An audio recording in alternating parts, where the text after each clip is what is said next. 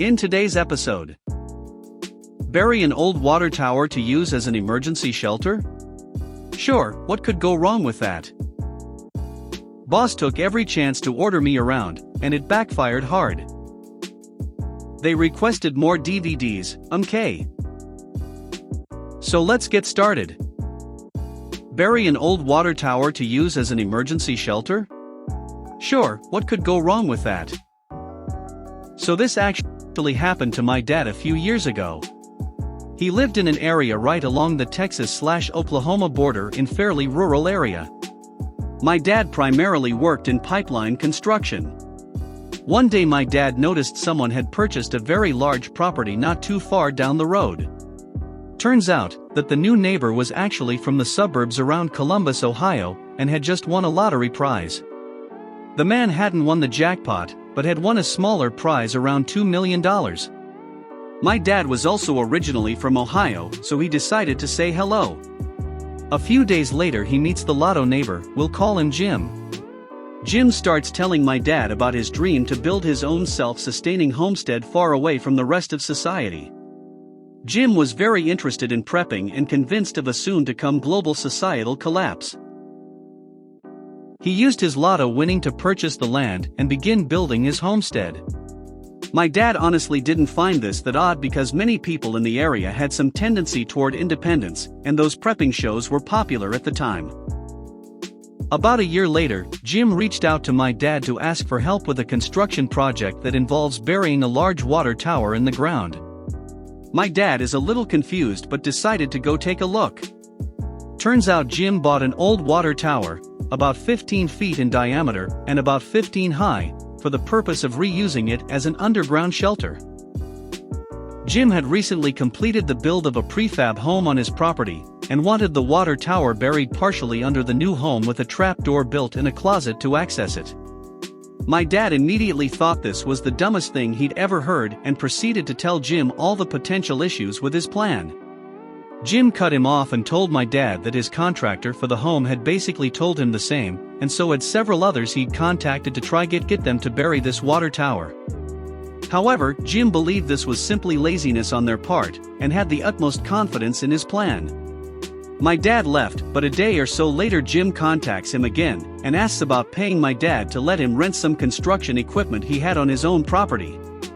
My dad again goes over with him what a bad idea this is, and how no legitimate crew would ever do this for him. Jim brings up using my dad's equipment and illegal laborers. My dad decides well if he's determined, might as well make a few bucks off lotto winner Jim. He quotes him some ridiculous price to rent his equipment, and says he can ask a guy at work he knows about gathering up a group of Mexican day laborers. Jim agrees to the crazy price, and my dad gets in touch with a Mexican friend who had a crew of day laborers. A bit later my dad asks his friend about how the project is going. He tells my dad how nasty Jim treated the workers, how stupid the whole plan is, and how his specifications for how he wanted this built were completed idiotic.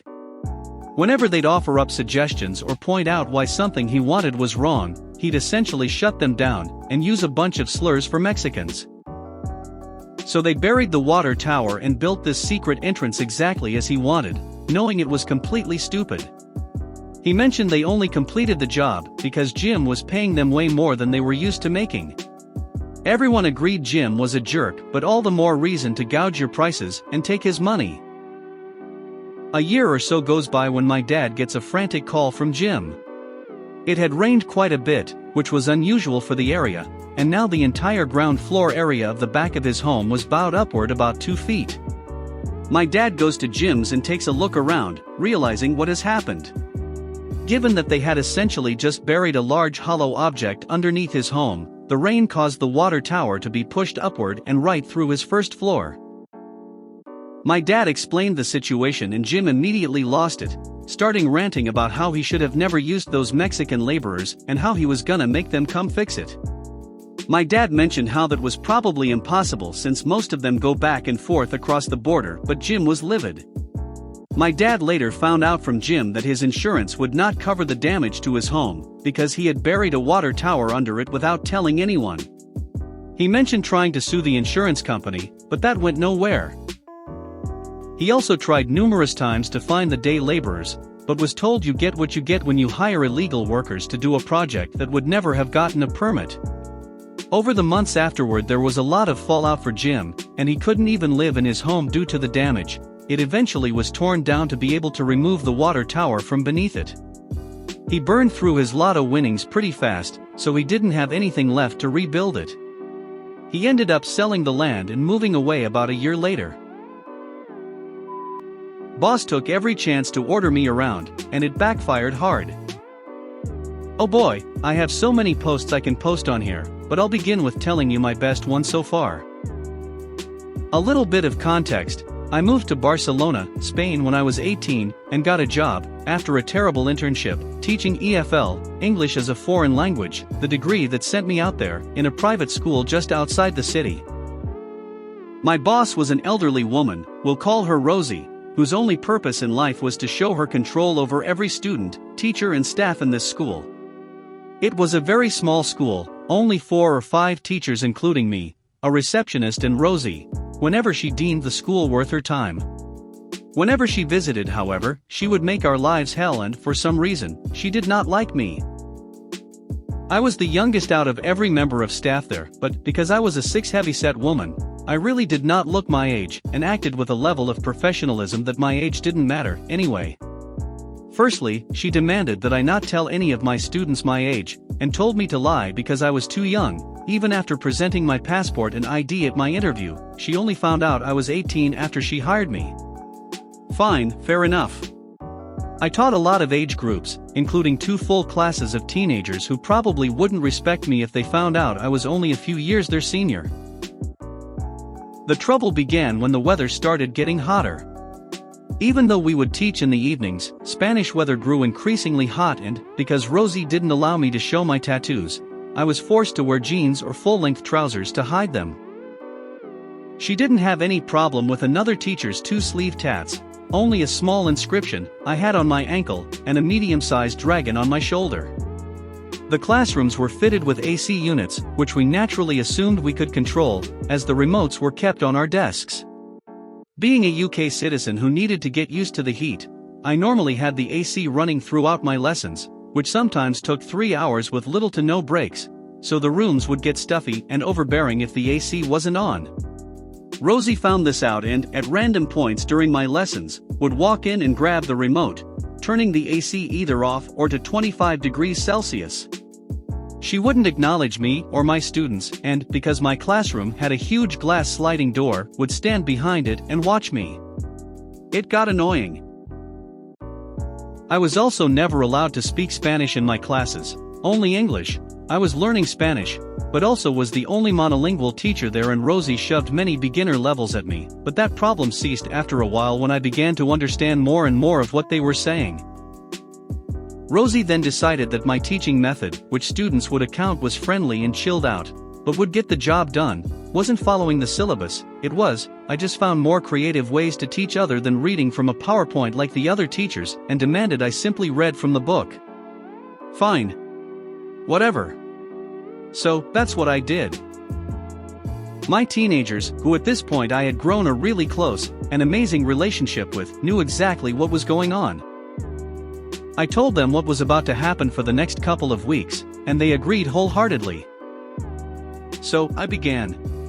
My students would arrive early or on time, and immediately went about opening their books to the next chapter needed to be taught. The books were set out where you can read the information, and have quiz questions on the next page to see how much you've learned. My students whizzed through these in record time, even the slower students only taking about half an hour to complete the full chapter, which would have been taught over the space of 1 week. When everyone was done, and the questions were filled out correctly, I would then begin my normal teaching, incorporating games, quizzes, videos, and even songs into my lessons so the students could fully understand the material along with having fun at the same time. Needless to say, Rosie was pissed. She asked me into her office and told me I wasn't listening to her, and that I needed to use the book. She said she would be watching my next class to make sure the book was being used, and I agreed, leaving her slightly confused. Next class, the students came in, completed their mandatory book work, and I continued my lesson, making sure the students knew everything that was being taught. I even, as a petty revenge, got them to sit a test I had written about the last month's worth of material, and went through the answers in class. Rosie was gobsmacked when almost every student got 90% and up. Rosie always tried to undermine my teaching methods even after that, but when the report cards came in and she saw my class had gone from an intermediate English level to advanced in a matter of months, they had been intermediate for the last 2 years studying at the school, she never questioned my methods again. I left after a year there to move back home for family reasons, and I heard from a few of the teachers that carried on working that all of my students either left when I did, or dropped levels in English because they were put into her class. My last petty revenge before I left was to let every single one of my students know I was only 19, leaving my teenagers shocked and amazed I had kept it a secret for so long. They immediately added me on Instagram and keep checking in to see how I am, even 4 years down the line. They requested more DVDs, Okay, so another tale from the pawn shop. Backstory. When I was working as a pawnbroker at the most profitable store in my company, we took in a lot of DVDs. Standard pay was $0.50 a DVD, and people would come with boxes, tubs, bags, and that one time an entire bed of a pickup truck. Stacked. So, needless to say, we had a lot of DVDs out for sale and in the back. The reason we paid that low for them was that we didn't discriminate based on popularity or title. It was 50 cents if it was the rarest movie. The rarest movie I've ever heard of was The History of Beavis and Butt-Head, but that's a story for another time, or the most common DVD. We also didn't catalog our DVDs, which made searching for them a waste of time. Unless you're me. See, I really loved organizing the DVDs, not 'cause I'm organized. Every time I was helping our customers out on the pawn line, I was also answering the phones. And my coworkers were also helping the customers. But they didn't like answering the phones. So I often volunteered to go clean the messy, unorganized and dusty DVD area and stop having to answer the phones for a while. And I became very familiar with our inventory. Story. Well, my boss, who was a badass, got passed for a promotion to district and was very angry about it. But that didn't stop him for doing a kick-ass job. So, badass boss, who we will call Jim, gets a call from corporate saying the new store we just opened needed some DVD inventory and could we send over 200 or so. Jim agrees after asking if we have that many available in back stock. We do, and it won't even put a dent in our collection. At the time our inventory said we had roughly 6,000 DVDs. So Jim has me go up and pick a random 200 for transfer. I do, because I don't want my fellow brokers screwing up my system. They didn't know how to alphabetize for shit. So I get the 200 and pack them up in a box, wrap the box in cling wrap for security, and they are taken to the new store within an hour. 2 days later Jim gets a call for another 200. I go do my thing and same as yesterday, taken to the new store. 2 more days pass and another call comes in. Then, it happens a 4th time and Jim is annoyed. We've sent them 800 DVDs, and we aren't the only store to do so. At the time, our pawn store had 22-ish locations. I'm also annoyed, because I'm tired of having to box up DVDs every other day. It was getting old. So, 2 more days passes and we get our 5th request, but this time, there's an extra bit to the request. Could you include duplicates, please? Some of the DVDs are missing their discs, and it's pretty annoying. Jim called me in to read that. See, we didn't check every case for discs when we took them in because I don't have time to go over every case when people are bringing in literal pickup beds worth of DVDs. So, when we saw that, we met eyes and grinned. Time for some malicious compliance. What I didn't mention was that of the 6,000 DVDs we had, there was a good solid 1,000 of them that were only 2 titles, Austin Powers Goldmember and The Matrix Reloaded. So, I went up to the DVD shelves and packed up only the Matrix DVDs into a box, wrapped it, and sent it on its way. Jim got a call from the new store's manager to thank him, because he thought it was hilarious. But for real, Jim, your brokers are slacking on DVD intake. They need to keep a better eye on DVDs, or your guys' numbers will slip. We were the flagship store, and all of our brokers were in the top 10. Can I get a real box of DVDs now? I still need duplicates. Jim, with the fakest nicest voice, goes, "Sure, man, we will send you some more DVDs." He turned to me after he hung up and said the words I want on my gravestone: prepare the gold members. I boxed up every single Austin Powers Gold member DVD we had in our store into 200 group boxes, and we sent all of the boxes to their store. The store never asked us for DVDs again. If you made it to the end of the video, thanks for watching. Don't forget to like, subscribe and share, and we will see you in the next video.